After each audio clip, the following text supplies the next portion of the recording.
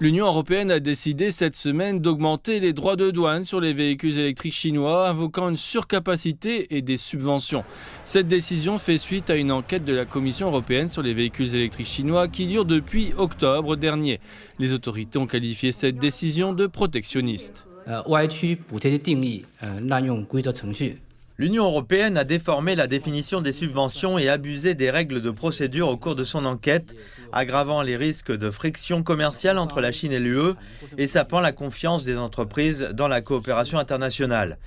Nous considérons l'enquête anti-subvention de l'UE sur les véhicules électriques chinois, qui invoque une surcapacité, comme un cas évident de protectionnisme. Cette décision n'est pas sans susciter des oppositions au sein de l'UE.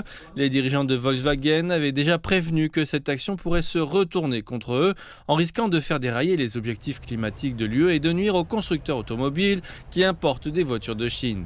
Certains experts ont également souligné dans des interviews accordées aux médias qu'une telle mesure ne produirait pas les effets escomptés.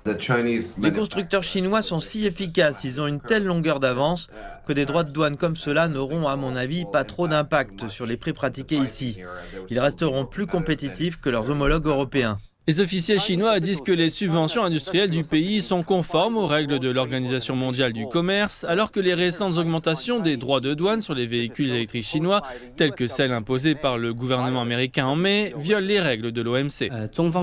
Certains pays ont recours à des méthodes déloyales et non commerciales pour restreindre les importations de produits chinois à énergie nouvelle, ce qui, selon nous, nuit gravement à une concurrence loyale sur le marché. Lors d'un symposium avec la presse internationale, le constructeur automobile BAIC Group, basé à Beijing, a récemment souligné qu'il s'agissait d'une politique de 2 poids 2 mesures.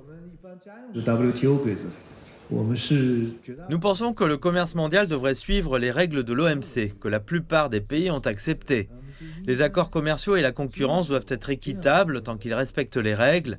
Si un pays membre ignore ces règles et agit unilatéralement, il s'agit clairement d'une injustice.